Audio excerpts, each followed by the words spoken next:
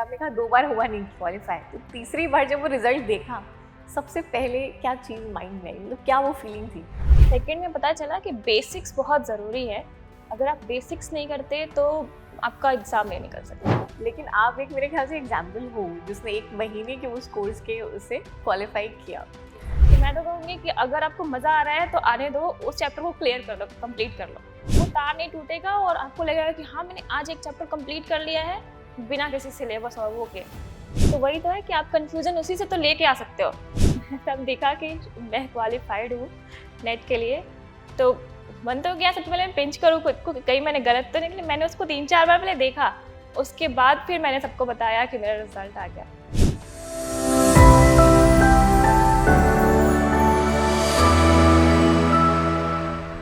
Hello everyone, सो जून 2023 UGC net examination के results out हुए। आज हमारे साथ में, हमारे इस शो पे आपके साथ में एक स्टोरी शेयर करने के लिए नेहा आई हैं, जिन्होंने क्वालिफाई किया UGC NET June 2023 in the subject commerce code 08। तो सबसे पहले Neha, welcome to the show. Thank you ma'am. So start करते हैं। पहले तो आप अपने बारे में बताइए। मैम, मैं नेहा कुमारी, मैं झारखंड से हूँ, पलामू डिस्ट्रिक्ट से। एंड मैंने अभी बस जून 2023 का एग्ज़ाम क्लियर किया है 97.83 परसेंटाइल से। तो फैमिली में कौन कौन है? मेरी फैमिली में बहुत सारे लोग हैं, मम्मी पापा भाई बहन चाचा चाची बहुत सारे। और अभी शादी के बाद भी मेरी फैमिली में मम्मी पापा, मेरे हस्बैंड एंड मेरे देवर है। मतलब ज्वाइंट फैमिली है। हाँ जी। सो प्रिपरेशन जब आपने स्टार्ट करी, पहले तो कब से प्रिपरेशन स्टार्ट करी करना? मैंने कोविड के बाद से शुरू किया और उसके पहले मुझे बिल्कुल आइडिया नहीं था। तो कोविड के टाइम से ही हुआ कि चलो एक बार देखते हैं करके, किसी ने बताया था मुझे, तो मैंने बस वहीं से शुरू किया। पहले वो किया कि देखती हूँ कहाँ है कैसे है, एंड देन बुक्स लिए, फिर उससे थोड़ी बहुत पढ़ाई की। फिर थोड़ी बहुत अगर उसमें प्रॉब्लम लगने लगी तो मैंने सोचा एक बार यूट्यूब पर देखती हूँ। फिर उसमें आपके प्रीवियस ईयर क्वेश्चंस के देखे मैंने, तब मैंने सोचा कि मैं एक बार सब्सक्रिप्शन लेके देखती हूँ अड्डा 24/7 का। तो अभी मैंने बस 1 महीने पहले, 1 से 1.5 महीने पहले लिया था और उसके बाद फाइनली हो गया। इसके पहले मैंने 2 अटेम्प्ट दिए थे। जैसे फर्स्ट अटेम्प्ट में मैंने बस ऐसे ही ट्रायल के लिए दिया था, जैसे मैंने बताया कि हाँ, मैं चेक कर रही थी, तो मैंने ट्रायल के लिए लिया, तो उसमें थोड़ा लगा कि हाँ, मैं कर सकती हूँ। देन सेकंड टाइम भी मैंने बस ऐसी बुक से पढ़ कर के किया, तो उसमें 0.73 परसेंटाइल से रह गया था, तो मैं सोचा कर लूँगी। तो बस उसमें कुछ बेसिक्स नहीं क्लियर थे, तो वो आपकी क्लासेस से हो गए। Thank you so much ma'am. Okay, so जैसे आपने कहा कि 1 से 1.5 महीना प्रिपरेशन करी आपने, जून की एंड एग्जामिनेशन को क्लियर कर लिया। यस तो मैम। सबसे पहले तो जब रिजल्ट आया, क्या फीलिंग था? क्योंकि आपने कहा वो 2 बार हुआ नहीं क्वालिफाई, तो यस तीसरी मैम। बार जब वो रिजल्ट देखा, सबसे पहले क्या चीज़ माइंड में आई, मतलब क्या सब वो फीलिंग थी? सबसे पहले तो मैंने ना वही चेक किया कि कहीं नॉट क्वालिफाइड तो नहीं है। क्योंकि जब भी चेक करती थी मैं परसेंटाइल से शुरू करती थी कि शायद इस बार हो गया होगा। पर जब मैंने उसको चेक किया और सबसे पहले मैंने वही देखा कि नॉट कहीं है तो नहीं। एंड जब वहाँ पे नहीं दिखा तब तब दिखा कि मैं क्वालिफाइड हूँ नेट के लिए। तो मन तो गया सबसे पहले मैं पिंच करूँ खुद को कि कहीं मैंने गलत तो नहीं, लेकिन मैंने उसको 3-4 बार पहले देखा। उसके बाद फिर मैंने सबको बताया कि मेरा रिजल्ट आ गया। और सबका रिस्पॉन्स कैसा था? सब बहुत खुश थे। सबको मतलब ऐसा लग रहा था कि एक तो रिजल्ट वो टाइम से पहले आ गया था, एग्जैक्टली। तो किसी को पता ही नहीं था। मैंने बताया था कि नेक्स्ट डे आने वाला है रिजल्ट, और अचानक से आ गया, तो सबने कहा कि अच्छे से देख लिया ना। देन मैंने बोला हाँ, सबको मैंने रिजल्ट शेयर किया, सब बहुत खुश थे, बहुत ज़्यादा। ओके, सो मेरे ख्याल से आफ्टर गेटिंग मैरिड, फीमेल्स के साथ में एक बहुत, आप कह सकते हैं प्रॉब्लम्स नहीं होंगी, मैं कहूँगी ऑक्यूपाइड हो जाते हैं बहुत ज़्यादा, टाइम मैनेज नहीं कर पाते हैं वो फैमिली एंड स्टार्टिंग में पढ़ाई ऐसा का। लगता है, हाँ, तो बट आपने किस तरीके से लाइक टाइम मैनेज किया? ऐसा मतलब मुझे ना तो वहाँ में और यहाँ में कोई डिफरेंस नज़र नहीं आया एक्चुअली। क्योंकि वहाँ पे भी सब वैसे सपोर्टिव है, यहाँ पे भी।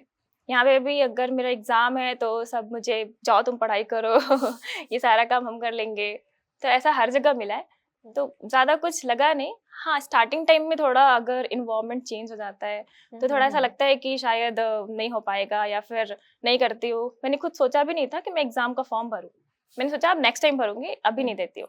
पर इन लोगों ने कहा नहीं, अगर देना है तो एक बार देख लो, दे लो, क्या पता हो जाए, थोड़ा मेहनत तो करना ही पड़ेगा, करो, करते रहो कोशिश।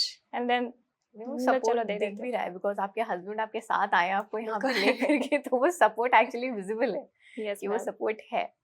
सो टाइम मैनेजमेंट, आपको आपको कोई प्रॉब्लम फेस नहीं हुई टाइम नहीं मैनेजमेंट मैम। की? तो अगर हम लाइक स्ट्रैटेजी की बात करते हैं, बिकॉज बहुत सारे मेरे ख्याल से स्टूडेंट्स हैं जो एक बार दो बार क्या 3-4 बार एग्जामिनेशन दे लिया बट अभी तक क्लियर नहीं हुआ एग्जामिनेशन, तो कुछ ना कुछ चीजें लैक कर जाती हैं। तो हाँ जी। जैसे आपने 2 बार एग्जामिनेशन दिया, क्लियर नहीं हुआ, एंड तीसरे अटेम्प्ट में आपने क्लियर कर लिया, तो यस क्या मैम। डिफरेंस था? मतलब कुछ स्ट्रैटेजी में चेंज किया या कुछ गलतियां पकड़ी आपने अपनी?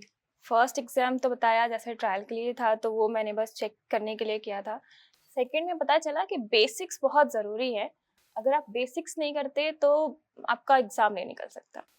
और वो क्योंकि मैं जहाँ से बिलॉन्ग करती हूँ, झारखंड पलामू से, तो वहाँ पर जब हमने क्लासेस करी थी, उस टाइम कॉलेज में कोई क्लास नहीं होती थी। तो बस हम कोचिंग क्लासेस से और अब खुद से पढ़ के सेल्फ स्टडी से यही सब करते थे। तो उसमें ना कहीं-कहीं बेसिक्स रह जाते, क्योंकि आपको कोई मेंटर नहीं होता, आपको कोई पढ़ाने वाला नहीं है। तो आप बुक से जितना पढ़ सकते हो खुद पढ़ो, और आप कोचिंग भी करोगे तो सिर्फ प्रैक्टिकल क्वेश्चंस के, लाइक अकाउंटिंग के, मैथ्स के, और कुछ नहीं। तो उस वहाँ पे थोड़ा-थोड़ा लैग कर रहा था, तो उसकी वजह से थोड़ा ना, मतलब बेसिक्स नहीं होने की वजह से थोड़ी बहुत प्रॉब्लम हो रही थी। तो वो देखने में पता चला कि हाँ, एक बार ना बेसिक्स कंप्लीट करके देखते हैं, तो उसके लिए एक बार चलो कोई क्लास करके देखते हैं। तो फिर मैंने इसीलिए उसको जॉइन करा। एंड आपके जो लास्ट वाले जो थे क्रैश कोर्स, जिसके लिए मैंने पहले मुझे वो मिला नहीं था तो मैंने उसके लिए मेल किया। एंड जब फिर 1-2 दिन में मुझे मिल गया उसका एक्सेस, तब मैंने जॉइन किया। फिर मुझे लगा कि चलो 2-2 दिन का ही है, पर वो मेरे हेल्पफुल है क्योंकि मुझे वही तो चाहिए। रिवीजन के लिए। एंड देन लास्ट टाइम बस उसके एक हफ्ते पहले तो मैं घर पे थी, क्योंकि मेरे घर पे भाई की शादी थी। ओके। तो मैं और उसके सेंटर बाद यहाँ होगा? सेंटर यही लाइक था। All the way Jharkhand and Gurgaon? हाँ जी। तो थोड़ा था, 3 दिन पहले मैं यहाँ आई थी वापस। एंड जो भी किया 3 दिन में बहुत ज़्यादा किया। लास्ट डे, और इस बार तो हमारे एग्ज़ाम फर्स्ट डे ही था, हमेशा बीच में आता था, पर इस बार फर्स्ट डे आया तो थोड़ा लग रहा था डर कि अरे टाइम भी नहीं है ज़्यादा और आपको पता प्रिपरेशंस है ये करनी बात है। अगर हम स्टूडेंट्स को बोल देना कि 1 महीने में आप क्वालिफाई कर सकते हो हमारे कोर्स से, तो स्टूडेंट्स ना नेगेटिव बोल देंगे कि 1 महीने में नहीं होता मैम क्वालिफाई। हाँ, लेकिन वो आप एक मेरे ख्याल से एग्जाम्पल हो जिसने 1 महीने के उस कोर्स के उससे क्वालिफाई किया। Yes ma'am. तो लाइक अगर हम डीप स्ट्रैटेजीज की बात करें तो हमारे एग्जामिनेशन का पैटर्न है 300 क्वेश्चंस, 300 मार्क्स का मार्क्स। पेपर, 150 क्वेश्चंस जिसमें 50 paper 1 and 100 paper number 2। Yes, कैसे सबसे पहले तो टाइम मैनेजमेंट आपने किया? मैम टाइम मैनेजमेंट की अगर मैं खुद की बात करूँ तो मैंने पहले ही बताया था कि पेपर 1 में मतलब मेरा कुछ ठीक-ठाक था, क्योंकि वो स्टार्टिंग से ही थोड़ा अच्छा चलता आ रहा था। मैथ्स, रीजनिंग की बात करूँ तो वो मुझे स्टार्टिंग से ही बहुत अच्छा सब्जेक्ट लगा है। जो सबका वीक होता है। वो मुझे स्टार्टिंग से ही बहुत, मतलब मेरा मैथ्स बहुत फेवरेट है। हम्म, वो मुझे बहुत पसंद है, तो उसके लिए मैं जान रही थी कि वो तो मैं छोड़ भी दूँ, अभी ना भी प्रिपरेशन करूँ तो चलेगा। पर फिर भी मैं बाकियों के लिए कहना चाहूँगी कि वो पेपर 1 के लिए अगर डेली कोशिश करना चाहते हैं तो मैथ्स के लिए एक-एक सब्जेक्ट, मतलब एक-एक चैप्टर का वो रिवीजन करते रहें। एंड बाकी जो सब्जेक्ट्स है, research, teaching aptitude and higher education, ये सारी चीज़ें के लिए ना वो मतलब आपके पीडीएफ से रिवीजन कर सकते हैं, जो मैम पढ़ाते हैं उनसे। एंड कॉम्प्रिहेंशंस के लिए वो ज़्यादा नहीं तो कम से कम 3-4 दिन पे एक ज़रूर लगाएं, उससे उनको बहुत हेल्प मिलेगी। Time management. Yes ma'am. And paper 2, अच्छा कुछ आवर्स का सेग्रीगेशन किया था क्या कि पेपर 1 को इतने घंटे देने ही देने हैं, पेपर 2 को इतने देने हैं? बिकॉज कई बार क्या होता है एक सब्जेक्ट लेके बैठते हैं तो पता नहीं चलता कितना टाइम लग गया, मजा आ रहा है पढ़ने में तो पूरा दिन निकल गया। मैं तो कहती हूँ अगर मज़ा आ रहा है तो आने दो क्योंकि क्या है ना, अगर हम बीच में वो तार छोड़ देते हैं तो फिर वापस उसको पकड़ने के लिए ना हमें फिर वही उन्हीं आवर्स से गुजरना पड़ जाता है। बिल्कुल। तो उसके लिए फिर हम ये ऐसे टाइम मैनेजमेंट करेंगे ना कि हमने पहले पेपर 2 ले लिया, अब हमने टाइम ले लिया कि अब मुझे 1 ही घंटा पढ़ना है इस सब्जेक्ट को, तो हमारा ध्यान ना आधा टाइम पे रहता है। कि 1 घंटा ही पढ़ना है तो अब मुझे जल्दी जल्दी करना पड़ेगा, अब शायद अलार्म बज जाए, मैंने 1 घंटे का अलार्म लगाया था। तो उसमें क्या है ना कि हम जो सोच रहे होते हैं उससे कहीं और चले जाते हैं और हम फिर वापस वहीं पढ़ने के लिए फिर वही 1 घंटा दो, फिर वहां तक पहुंचो, फिर हमारा टाइम चला जाएगा। तो मैं तो कहूंगी कि अगर आपको मजा आ रहा है तो आने दो, उस चैप्टर को क्लियर कर दो, कंप्लीट कर लो, फिर नेक्स्ट चैप्टर के लिए आप नेक्स्ट डे ले लो, चल जाएगा। कम से कम वो तार नहीं टूटेगा और आपको लगेगा कि हाँ मैंने आज एक चैप्टर कंप्लीट कर लिया है बिना किसी सिलेबस और वो के। लगेगा ऐसा कि हाँ मैंने आज ना वो रूटीन फॉलो नहीं किया लेकिन आज एक चैप्टर कंप्लीट कर लिया। एक सेटिस्फैक्शन आएगा रात को। यस मैम, और वो अच्छी नींद भी आएगी। बिल्कुल, वो स्ट्रेस फ्री जो नींद होती है वो काफी अच्छी होती है। बिल्कुल। तो जैसे अभी हमारा 4 महीने के आसपास का टाइम बचा है दिसंबर के एग्जामिनेशन के लिए, तो जो एस्पिरेंट्स जैसे अभी से प्रिपरेशन स्टार्ट कर रहे हैं, 4 मंथ्स रफली उनके पास में रह रहे हैं, तो पेपर 1 पेपर 2 रफली अगर हम बोले तो 24 सब्जेक्ट्स हैं। कॉमर्स की अगर हम बात करें तो 10 यूनिट्स नहीं कहूँगी मैं, उनको 14 सब्जेक्ट्स कहूँगी, क्योंकि एक एक यूनिट में 2-2 सब्जेक्ट्स हैं किसी किसी यूनिट्स में। सेम अगर आपका कोई भी पेपर नंबर 2 है कोई भी, तो रफली 20-22 सब्जेक्ट्स हैं आप कह सकते हैं सब में। तो कैसे ये टाइम, ये 4 महीने की ड्यूरेशन में ये सब्जेक्ट्स को कैसे टैकल करना है एज पर यू? अगर शुरू से शुरू करना है उनको, अगर उनका बेसिक्स ठीक नहीं है तो उनको एक दिन में कम से कम 2 यूनिट तो पढ़ना चाहिए और उनको बेसिक्स पहले क्लियर करना चाहिए। तो पहले वो वीडियोस देखें एंड देन उसके बाद वो पीडीएफ से पढ़े या बुक्स उन्होंने लिया है तो वो करें। पीवाईक्यूज के लिए वो लास्ट के 1 मंथ छोड़ दे, क्योंकि ना जब तक उनका बेसिक ठीक नहीं रहेगा वो पीवाईक्यू दे नहीं पाएंगे। अगर उन्होंने स्टार्टिंग में ऐसे पीवाईक्यूज देखना शुरू किया तो वो कंफ्यूज हो जाएंगे और फिर उनको लगेगा अरे मैं तो कर नहीं सकता, मैं कर नहीं सकती, मुझे तो छोड़ ही दो, जाने दो, नहीं हो पाएगा। और फिर ना वो बार बार पीवाईक्यूज ही देखते रहेंगे। तो मुझे लगता है 3 महीने उनको अच्छे से पेपर 1 और पेपर 2 के लिए देना चाहिए, जिसमें पेपर 1 को वो सिर्फ एक दिन में 2 घंटे देते हैं तो बहुत है, एंड पेपर 2 के लिए वो कम से कम 4 घंटे दे तो बहुत। तो अगर पेपर 1 में मजा आ रहा है, पेपर 1 में मजा आ रहा है तो उनका तो वो कंप्लीट हो गया ना, क्लियर हो गया ना। हाँ। उनका बहुत जल्दी हो जाएगा, तो फिर तो पेपर 2 को देना ही है। फिर पेपर 1 पीछे हो गया, छूट गया, अब रिवीजन कैसे करें? अगर पेपर 1 में रिवीजन नहीं कर पाते तो इसलिए तो है ना, लास्ट का जो 1 मंथ है पीवाईक्यूज के लिए है। तो वही तो है कि आप कंफ्यूजन उसी से तो लेके आ सकते हो, वहां से कंफ्यूजन आएगा, वहां से आपको फिर क्लैरिटी भी मिलेगी कि हाँ चलो मैंने वो कंप्लीट कर लिया, यहाँ पे दिक्कत हो रही है तो वो भी कंप्लीट कर लेते हैं। एंड देन पीवाईक्यूज से वो आइडिया भी रहेगा कि हाँ चलो मुझे प्रीवियस ईयर्स में सब मिल गया, क्या करना चाहिए क्या नहीं करना चाहिए, कैसे क्वेश्चंस आते हैं, वो सब कुछ।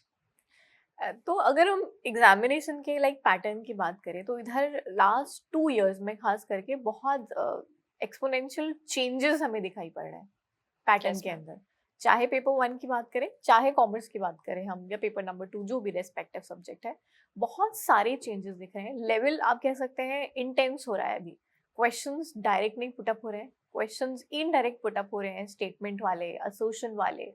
So how do deal with these questions, खास करके वो स्टूडेंट्स जो अभी शायद post graduation first year second year में है और वो सोच रहे हैं अपियर करने का, डर जाते हैं पहले? उनके लिए तो बहुत अच्छा है मैम, क्योंकि उनकी पढ़ाई छूट नहीं रही कहीं पे भी, वो ऑलरेडी कर रहे हैं। और पैटर्न्स तो कुछ मुझे तो लगता ही नहीं है कि ये सब कुछ ज्यादा मैटर करता है अगर आपने अच्छे से पढ़ाई की हो तो, क्योंकि क्वेश्चंस तो वही रहेंगे, बस वो घुमा के देंगे। अब वो घुमा के देंगे, अगर आपने उसको नहीं पकड़ा सही से तो वो तो चला ही जाएगा, फिर वो आपका ध्यान उस पैटर्न्स पे ही रहता है कि ये पैटर्न इस बार अच्छा नहीं था, ये बहुत हार्ड था। अगर आपने बेसिक्स अच्छे से किया है और अगर आपने मतलब उसको अच्छे से जाना है तो मैं तो कहूंगी कि उसमें पैटर्न कुछ मायने नहीं रखता, आपको बस क्वेश्चन देखना होता है। और सबसे बड़ी बात ना कि आप क्वेश्चन को देखो तो अगर उसमें किसी सेलर के बारे में है, किसी बायर के बारे में है, तो वहां पर खुद को अज्यूम करो, क्योंकि रियल लाइफ एग्जांपल्स। बिल्कुल, अगर आपने खुद को अज्यूम किया कि मैं वो सामान बेच रहा हूँ या फिर मैं वो कर रहा हूँ, तो वहां पर ना ज्यादा सही से आप समझ सकते हो उस चीज को, क्योंकि आपको पता चल जाएगा अरे ये लॉस है, ये मेरे लिए नहीं है, तो मैं इसको कहाँ पे कर सकता हूँ, कैसे कर सकता हूँ। वो सारी चीजें ना आप खुद को अज्यूम करके कर सकते हो। वो बोलते हैं ना लाइक खुद पे बीते तो जानो, तो खुद पे बिताओ उसको, फिर जान जाओगे कि सच्ची में क्या है। तो patterns I don't think so कि कुछ ज्यादा मतलब इफेक्ट करता है। कॉन्सेप्ट्स क्लियर है तो कैसा भी पैटर्न आए वो कोई फर्क ही नहीं पड़ता, फिर आपको लगेगा अरे क्वेश्चन तो सारा इजी था, पता नहीं लोग क्यों बोल रहे पैटर्न्स ज्यादा हार्ड थे, इस बार का सिलेबस थोड़ा अच्छा नहीं था, वो कुछ आएगा ही नहीं दिमाग में। अब ये जो पीजी वाले लोग हैं हम्म। उनके लिए तो बहुत सही है, क्योंकि उनको उनकी अभी ना चल ही रही है पढ़ाई, और वो कहीं इधर उधर छोड़ छोड़ के नहीं रखा उन्होंने। तो उनका वो जो पकड़ा हुआ है ना तार, वो वहीं पे रहेगा उनका कहीं छूटेगा नहीं। तो वो और उससे और ज्यादा अच्छे से पढ़ सकते हैं। हाँ, जिन्होंने छोड़ दिया उनके लिए बहुत दिक्कत होती है, उनको फिर से शुरू करना पड़ता है शुरू से। जब मैं लाइक प्रिपरेशन कर रही थी बैक इन 2018, जब मेरा पहला अटेम्प्ट मैं दे रही थी, जुलाई का अटेम्प्ट था उस टाइम पे, सीबीएसई पेपर लिया करता था। Yes ma'am. तो सिलेबस के अंदर कई बार ऐसा होता है ना, एक आध दो यूनिट्स ऐसी होती हैं जो हमने कभी पढ़ी नहीं होती है या जिनसे हमें डर लग रहा होता है। तो मेरे लिए वो यूनिट बिजनेस इकोनॉमिक्स थी जो मैंने कभी नहीं पढ़ी थी। 11 12 कभी इकोनॉमिक्स ही नहीं पढ़ी थी मैंने। सीधा यूजीसी नेट के सिलेबस में वो इकोनॉमिक्स देखने को मिली थी।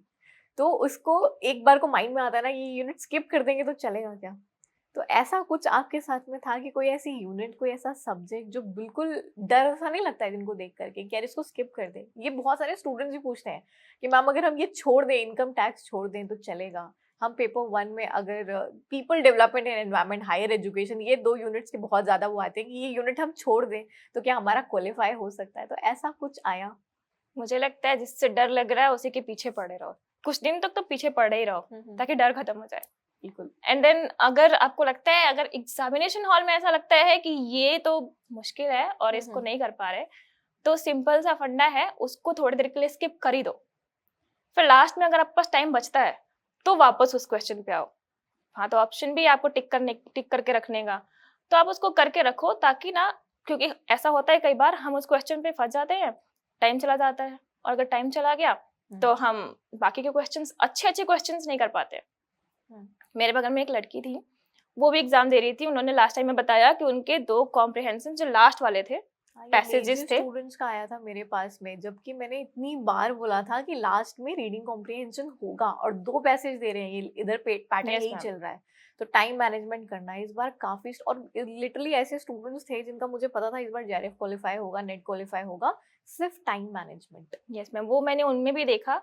तो उनका क्या था कि उन्होंने लास्ट में बोला, अरे मेरे से ना पैसेज छूट गया, मेरे से रह गया, क्योंकि टाइम नहीं था। तो वो चीज ना, कहीं अगर आप एक क्वेश्चन पे टिक जाते हो कि नहीं ये तो मुझे आता था और मैं अभी करके जाऊंगी, तो वो नहीं होगा। क्योंकि अगर आपने उसको टाइम ज्यादा देना शुरू कर दिया कि मुझे आ रहा था, अब मैं फंसी हुई हूँ, तो वो और आप फंस जाओगे, और दिमाग तो ऐसे चलता रहेगा, फिर आपका टाइम पे ध्यान जाएगा, ओ शिट मेरा इतना टाइम निकल गया यहाँ पे। आप डायरेक्ट 5-6 क्वेश्चन स्किप कर जाते हो, आगे निकल जाते हो, या फिर बीच में ऐसा कोई क्वेश्चन मिल गया, तब तो आपका पूरा टाइम गया। फिर लास्ट के जो अच्छे खासे आप मार्क्स ले सकते हो जिसमें, वही क्वेश्चन रह जाता है, तो उसमें फिर बहुत दिक्कत हो जाती है। तो मैं तो कहूँगी, जो चीज लगता है एग्जामिनेशन हॉल में अगर लगता है स्किप करने का है तो कर दो, ताकि उसमें टाइम ज्यादा ना ले। और अगर आपको ऐसे लगता है कि नहीं ये मेरा सब्जेक्ट हार्ड है और मैं नहीं कर पाऊंगी, तो मैं तो कहूँगी उसमें टाइम दो, थोड़ा इंटरेस्टिंग तरीके से दो। जैसे आप सब बताते हो स्टोरीज बनाओ उसके साथ, जैसे बहुत सारे वो होते हैं ना, एक्ट्स होते हैं, याद नहीं होता। तो मैंने बहुत पहले सुना था कहीं कि अगर आप उसके साथ ना स्टोरीज जोड़ते रहते हो, और वो भी ईयर वाइज, तो वो आपको बहुत अच्छे से हो जाता है। तो वो चीज मुझे कहीं ना कहीं अच्छी लगती है, स्टोरीज खुद से बना लो। हाँ, हिस्ट्री जैसे हम मूवीज में देखते हैं, वो हिस्ट्री तो बहुत इजी लगती है, हाँ, बट जब स्कूल में बुक्स में पढ़ा करते थे तो वो हिस्ट्री याद नहीं होती बिल्कुल थी। नहीं, क्योंकि उन्होंने इंटरेस्टिंग तरीके से हाँ, दिया है आपको। एग्जैक्टली। तो मतलब विजुलाइज कर ले अगर हम चीजें तो काफी इजी वो हो जाता बस वही चाहिए। है। यूजीसी नेट एग्जामिनेशन सिलेबस बहुत वास्ट है एक्चुअली में, अगर हम देखें खास करके अगर हम पेपर नंबर 2 की बात करते हैं। Yes, तो सिलेबस वास्ट है, सब्जेक्ट्स बहुत सारे क्योंकि बहुत उसके सारे। अंदर है। 3 से 4 महीने में कंप्लीट करना वो सारे सब्जेक्ट्स को। यूनिट्स की अगर हम बात करें तो कुछ ऐसा आपने लाइक डेडिकेट किया था कि इतने इस यूनिट को इतने दिन में मेरे को खत्म करना ही करना है, मतलब एक डेडिकेशन वाली बात होती है। क्योंकि कई बार होता है ना कि हम इतनी यूनिट्स लेकर के बैठ गए, जैसे एग्जाम में हमने कहा ना कि लास्ट में वो आरसी छूट गया, वैसे सिलेबस में भी हो जाता है बहुत बच्चों के साथ में कि एंड में टाइम ही नहीं बचा उनके पास में कॉन्सेप्ट्स पढ़ने का, क्योंकि वो लास्ट का टाइम तो रिविजन का था। तो ऐसा कुछ अभी अगर हम 4 महीने के टाइम स्पेन की बात करें तो किस तरीके से एक यूनिट वाइज हम एक प्लान बना सकते हैं?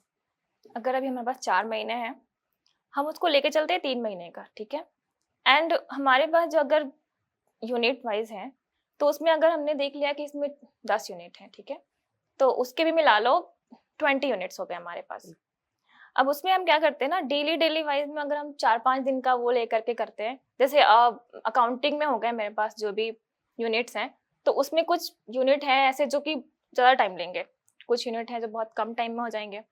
तो वैसे ना हम एक एक टाइमिंग बना सकते हैं उसके लिए कि हमें 5 दिन में ये कंप्लीट कर देना है, उसके लिए अगर 7-8 दिन लग जाएंगे तो हम उसको ऐसे कंप्लीट करेंगे।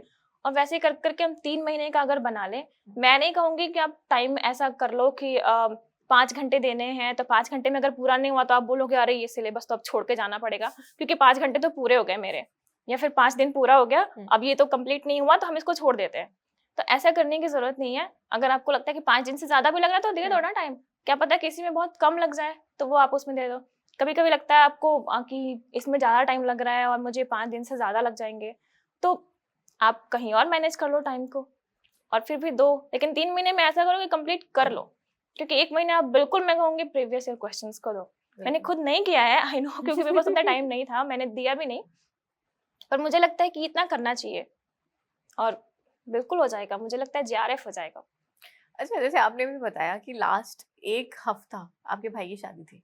1 हफ्ते नहीं, मैं तो 2 हफ्ते से 2 घर पे हफ्ते, थी। तो 2 हफ्ते आपने छोड़ दिया बिल्कुल। तो बिल्कुल ऐसे छोड़ हमारे दिया था। साथ में बहुत सारे बच्चे होते हैं जिनके यहाँ शादियाँ भी बहुत होती हैं, भाई की, रिलेटिव्स की, फिर Yes, ma'am. बर्थडेज होते हैं, फिर मन नहीं कर रहा होता है। बहुत सारा ऐसे वो 1-1 हफ्ता करके बीच-बीच में छूटता रहता है। तो अभी से अगर हम ये सारी चीज़ें कर रहे हैं, लाइक कैसे डेडिकेशन मेंटेन करना है, क्या कंसिस्टेंसी मैटर करेगी एग्जामिनेशन के लिए? जैसे अभी से कोई बच्चा पढ़ रहा है, हफ्ता भर उसने पढ़ा, उसके बाद में उसने छोड़ दिया। वैसे तो नहीं, मैंने पहले तैयारी की थी ना, इस वजह से तो मेरा छूट गया, तो मैंने सोचा चलो मैं कंप्लीट कर लूंगी। अब जिसने नहीं किया है वो सोचे कि मैं बीच में छोड़ दूं, क्योंकि मैडम ने कहा था कि बीच में छोड़ दोगे तो भी चल जाएगा। वैसा तो नहीं हो पाएगा। 3 दिन मैंने पता लास्ट चला किसी रिवीजन ने को सुना दिए। कि नेहा मैम ने कहा था लास्ट के 3 दिन पढ़ेंगे तो हमारा क्वालिफाई होगा। बिल्कुल नहीं हो पाएगा वैसे तो, क्योंकि मैंने पहले से कर रखा है।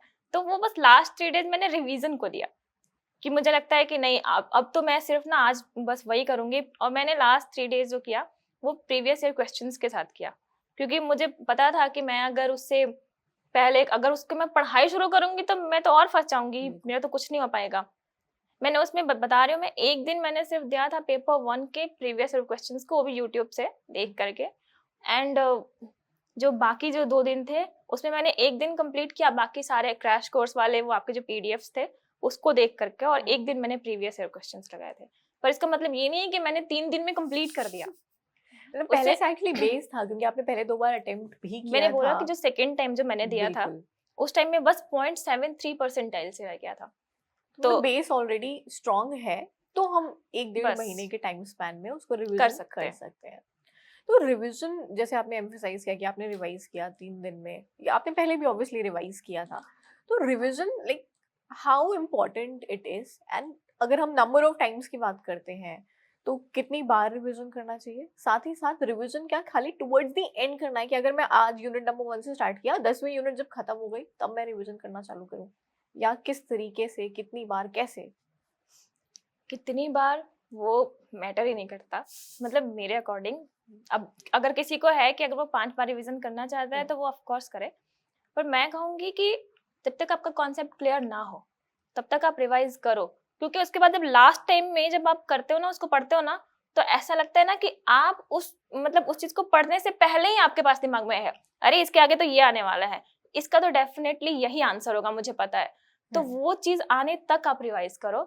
और ऑफ कोर्स 1 बार में 2 बार में आपका नहीं हो पाएगा, तो रिवीजन के लिए जब तक आपके दिमाग में ऐसे मतलब आगे आगे ना चलने लग जाए ना, तब तक आप करते रहो। जैसे आपने कहा ना आगे आगे चलने लगता है, तो वो होता है ना कि हमारे कॉन्सेप्ट्स ऑलरेडी पता हो चुके होते हैं, अब हम बार बार पढ़ते हैं तो ऑलरेडी जी। हमें पता है इसके आगे क्या है। ये चीज़ एग्जाम में भी होती है। मेरे मेजर स्टूडेंट्स 1-2 क्वेश्चन है जिनका जेआरएफ रुकता है, और वो उन क्वेश्चंस पे रुकता है जो क्वेश्चंस के आंसर उनको पता होते हैं, जस्ट इसीलिए क्योंकि वो कॉन्सेप्ट उनको लगता है यार ये तो आता है, तो वो क्वेश्चन में एक ऐसा कोई कीवर्ड मिस कर गया, नॉट देखा ही नहीं क्वेश्चन के अंदर, क्वेश्चन और को वो हमेशा आंसर मार्क पढ़ना ही कर दिया। पड़ेगा। कम से कम क्वेश्चन को 2 से 3 बार पढ़ो, क्योंकि ना वो लूप होल्स हर जगह होते हैं। मतलब ये भागने वाली स्ट्रैटेजी क्वेश्चन पेपर में नहीं चलने वाली। वहां तो बिल्कुल नहीं चलेगी। मैं रिवीजन की बात कर रही हूँ कि उसमें अगर आगे आगे चल रहा है तो मतलब ये है कि आपने उस चीज को 4 से 5 बार रिपीट कर लिया। मैं आपको अगर एक बार देख लूं और रास्ते पे कहीं मिलूं, मैं आपको पहचान पाऊंगी? नहीं, आप भी मुझे नहीं पहचान पाओगे, क्योंकि रिपीट नहीं किया ना हमने। बिल्कुल। लेकिन अगर आपको मैंने क्लासेस में रिपीट किया, आपको देखते रह गई, तो कहीं ना कहीं वो रिपीटेशन आया तब भी मैं आपको पहचानती हूँ। तो सेम चीज रिवीजन के लिए भी हो सकता है ना। अगर हमने उसको बार बार देखा है तो वो तो मुझे याद है, और अगर वो मुझे याद है तो डेफिनेटली उसमें लूप होल्स कहीं नजर नहीं आने वाले। लाइक बच्चों को हम सिखाते हैं 1 से लेकर 10 तक काउंटिंग कर लो। अगर बच्चे को सिर्फ एक बार पढ़ा दिया तो वो कभी याद कर पाएगा क्या? वो डायरेक्ट 1 एंड देन 10 वो कर लेगा। ये 2 चीजें भले याद रख लेगा लेकिन बीच का चीज वो भूल जाएगा जब तक वो रिपीट ना करे। तो हम उसको बचपन से बहुत ज्यादा सिखाते रहते हैं 1 2 3 4 ऐसे करते रहो। तो वही चीज है ना, इसमें भी थोड़ा रिपीटेशन चाहिए, और वो वाला रिपीटेशन नहीं चाहिए कि हम बस रट्टा मार रहे हैं। रट्टा मारने की वजह से ही वो आगे आगे वाला जो प्रॉब्लम आता है ना, वो उसी की वजह से आता है। तो कॉन्सेप्ट को समझना है, उसको तब रिवाइज करना है, क्योंकि कई बार होता है हम एक बार जो पढ़ते हैं उसमें कुछ चीज छूट जाती है, पर हम जब दोबारा पढ़ते हैं तो कुछ अलग मिलता है, तो हमें लगता है अरे हमने तो पढ़ा था लेकिन ये चीज तो कहीं दिखा ही नहीं। एंड वो कंफ्यूजन भी मेरे ख्याल से दूर हो जाता है। स्टूडेंट्स कहते हैं ना कि ये सारे टॉपिक्स एक दूसरे में मिक्स हो रहे हैं, Yes, तो वो चीजें भी सेग्रीगेट होने लगती हैं जैसे जैसे अपन रिवाइज करते जाते हैं। और वो बार बार देखने से ना कुछ नई चीजें मिलती हैं। तो नई चीजें मिलती हैं तो वहां पे तो मुझे नहीं लगता क्वेश्चन में आकर के उनको कोई प्रॉब्लम होनी चाहिए। और मैं तो कहूंगी क्वेश्चन को एक बार पढ़ के कभी आंसर मत करो, जब भी करो 2 बार पढ़ो 3 बार पढ़ो, एंड देन आपके कॉन्सेप्ट बिल्कुल क्लियर हो जाएंगे। तो आप जैसे आपने कहा कि लास्ट 1 महीना प्रीवियस ईयर क्वेश्चंस को हमें देना है, तो प्रीवियस ईयर क्वेश्चंस की अगर हम बात करें तो प्रीवियस ईयर क्वेश्चन सबसे पहले तो आपके कितने इयर्स के लगाने चाहिए एज पर यू, या आपने कितने इयर्स के क्वेश्चंस को टारगेट किया? बिकॉज हमारे पास पेपर तो भाई 10 साल 12 साल के पेपर्स अवेलेबल हैं, बट जो पहले वाला पैटर्न है वो कहीं ना कहीं रेलेवेंट नहीं है क्योंकि टेस्टिंग एजेंसी अलग थी। तो अभी आपको क्या लगता है कि कितने इयर्स के पेपर्स मिनिमम, इतने तो करने ही करने हैं आपको पेपर्स, और किस तरीके से क्वेश्चन को, क्योंकि कुछ बच्चे क्या करते हैं, क्वेश्चन पेपर सामने रखा, इसका ए, इसका बी, इसका सी मार्क किया, एंड में देखा अच्छा मेरे 70 क्वेश्चन सही हो गए, इसका मतलब मेरा इस बार हो गया नेट, और रख दिया उसको। कैसे करना है सॉल्व? उसके लिए तो उनको कम से कम 5 साल के तो वो क्वेश्चंस देख सकते हैं कम से कम, और उसको वो रिवाइज भी करते रहें। और ऐसा है कि एग्जाम्स जो होते हैं वो कभी मान के चलिए 2 ही शिफ्ट में हुए, एक दिन में निकाल लिया, कभी कभी 2 दिन का ले लेता है तो उसके 4 शिफ्ट हो गए। तो वैसे अगर देखा जाए तो 1 साल का देखे तो हम मान के चलो 2 ले लिया हमने मिनिमम, तो मिनिमम 2 क्वेश्चन पेपर मिल गए। अब 5 साल के हम लगा रहे तो 10 हो गए।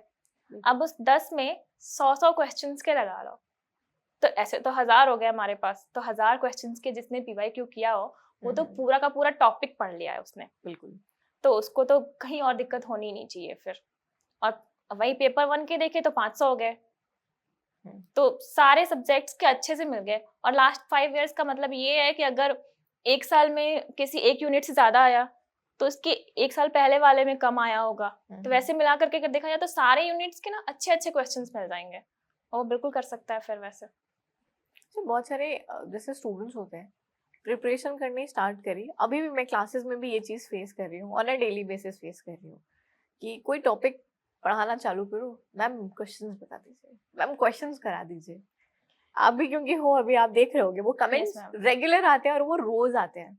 तो ऐसे स्टूडेंट्स जो अभी अभी इनिशियल स्टेज जहाँ पे भी फाउंडेशन क्लियर होना चाहिए, उनका बेस क्लियर होना चाहिए, वो अभी से क्वेश्चंस के लिए परेशान क्योंकि उन्होंने अभी से ही पीवाईक्यूज देखना शुरू कर दिया है।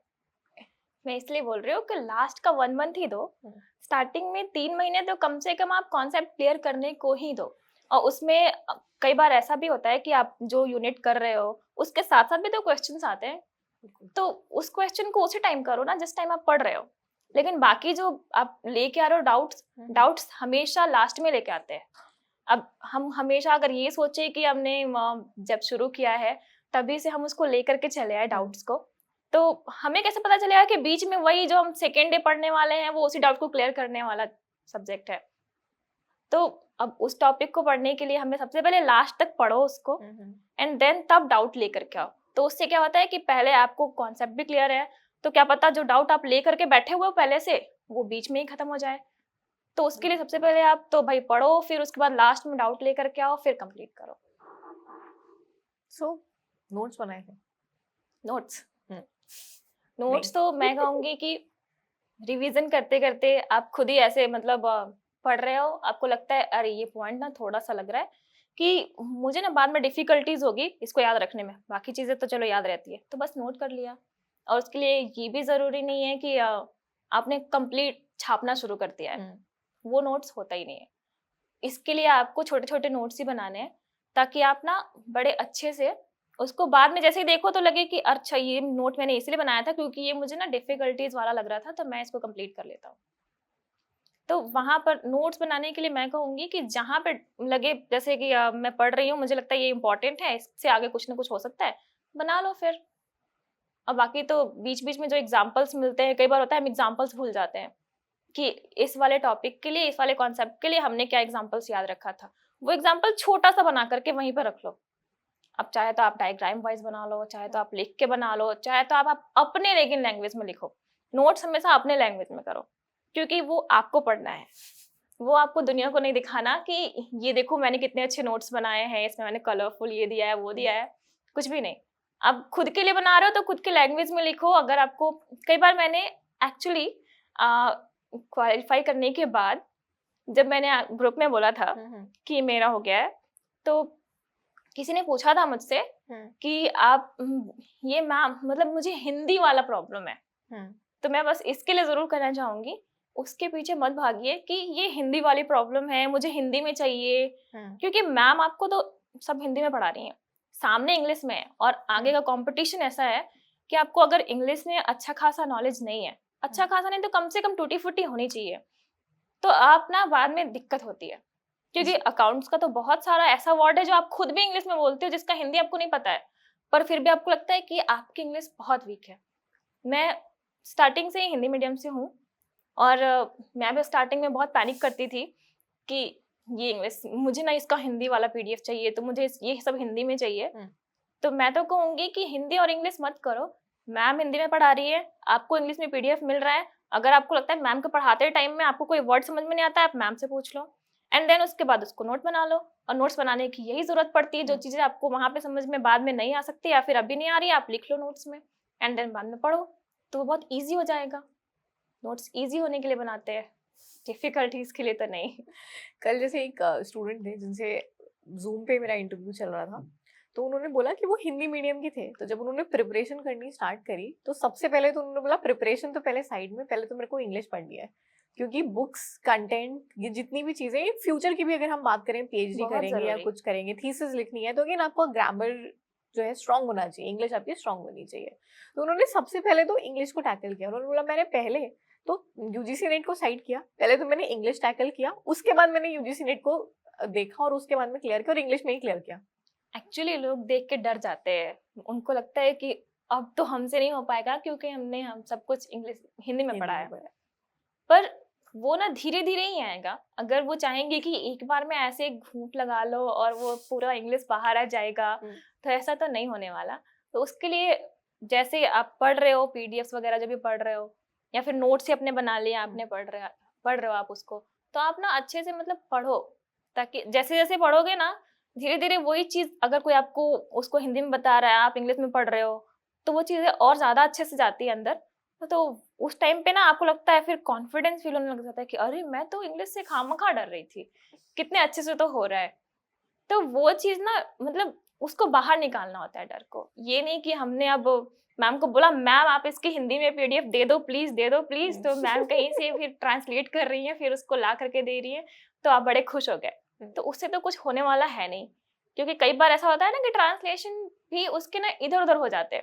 अब एक इंग्लिश वर्ड का बहुत सारा मीनिंग होता है, अगर कहीं ट्रांसलेशन में वो मीनिंग किसी और जगह पर पहुंच गया तो वो दिक्कत हो जाएगी। तो जैसा चल रहा है वैसे पढ़ने के साथ साथ वो करेंगे तो उनकी इंग्लिश भी ठीक हो जाएगी, फिर फ्यूचर में उनको सबसे ज्यादा जो जरूरी है वो भी मिल जाएगा, और साथ में उनका ये भी हो जाएगा, हिंदी इंग्लिश सब दोनों बाइलिंगुअल, अच्छा रहेगा। ओके, सो मेरे ख्याल से आपने बहुत सारे जो मेजर डाउट स्टूडेंट्स को आते हैं प्रिपरेशन के टाइम पे, चाहे वो रिवीजन से रिलेटेड हो या सिलेबस से रिलेटेड हो, time management, previous year questions, notes, वो सारे ही डाउट्स आपने जो है वो क्लियर किए। एंड आई बिलीव जितने भी हमारे एस्पिरेंट्स हैं उनको काफ़ी ज़्यादा हेल्प मिलेगी आपकी इस प्रिपरेशन स्ट्रैटेजी से और आपकी ये सक्सेस स्टोरी से। In fact so many many congratulations Neha, ma'am, once again. पहले भी you. कॉन्ग्रेचुलेट किया मैंने। तो once again congratulations and I hope आपकी स्ट्रैटेजी से, आपकी सक्सेस स्टोरी से हमारे बहुत सारे स्टूडेंट्स जो है वो इंस्पायर होंगे एंड दिसंबर या अपकमिंग एग्जामिनेशन के लिए उनको एक रोड मैप जो है वो मिलेगा। Thank you so much for coming.